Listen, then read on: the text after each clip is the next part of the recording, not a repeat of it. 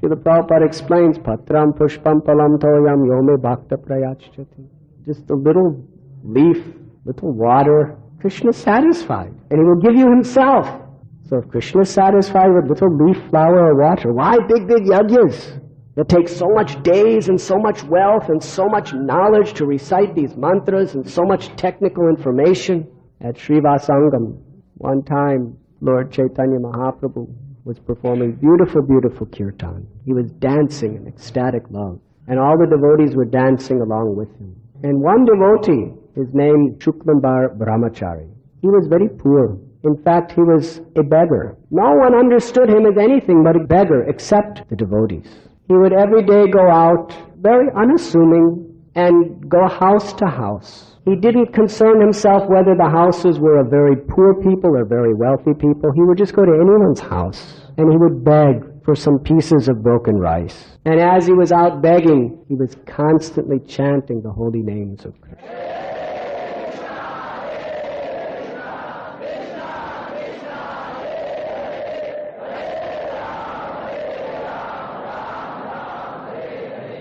Completely immersed in remembering Krishna with tears in his eyes. And then he would come home to his little hut that was on the banks of Mother Ganga, and he would wash the rice, and he would prepare it, and he would offer it to Krishna with great devotion, and that's all he would eat. He wore simple, tattered clothes of a brahmachari, and he carried a little begging bag over his shoulder. But because of his simplicity and the purity of his devotion, every time Lord Chaitanya Mahaprabhu was chanting and dancing in Navadvip, Shuklambar Brahmachari was always there dancing and singing with him. So on this one occasion, Chaitanya Mahaprabhu, as he saw all the devotees dancing with him, he went and sat on the throne of Vishnu and assumed the mood of the personality of Godhead. And he called Shuklambar Brahmachari. He said, please come here. Shuklambar Brahmachari was dancing. He was dancing so nice. Everyone loved to watch his dancing. He was just dancing, completely free of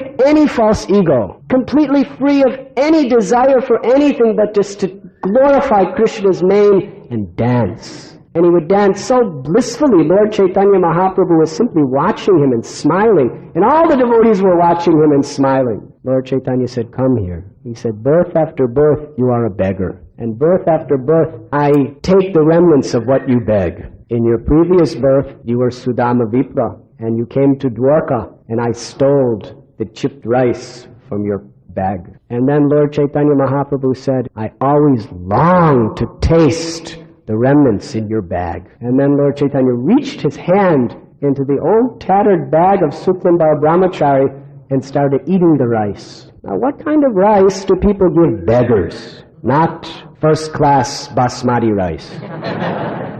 You give the beggars the worst thing in your house, the broken pieces at the bottom of the pot, of the barrel. So it was all just broken, cheap, low-grade rice.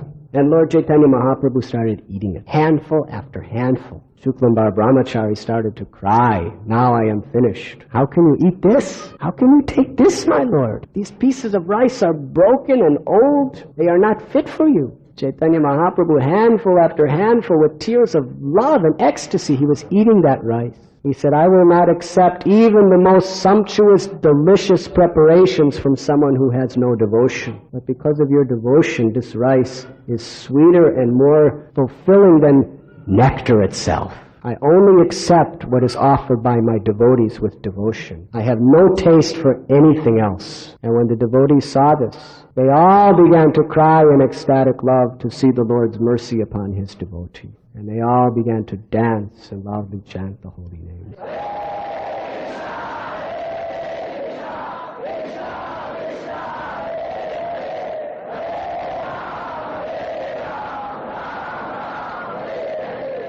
Vrindavan Das Thakur explains that Shuklambar Brahmachari, how did he make his offering? He didn't chant any mantras. He didn't perform any mudras. He didn't do anything. He just had love and devotion. And Lord Chaitanya Mahaprabhu just took it because of that love and devotion. So the purpose of our mudras and the purpose of our mantras and the purpose of all our rituals is simply a means of purifying our heart and expressing love and devotion, bhakti. But if that is not our goal and that is not our purpose, then all of our rituals are not pleasing to Krishna.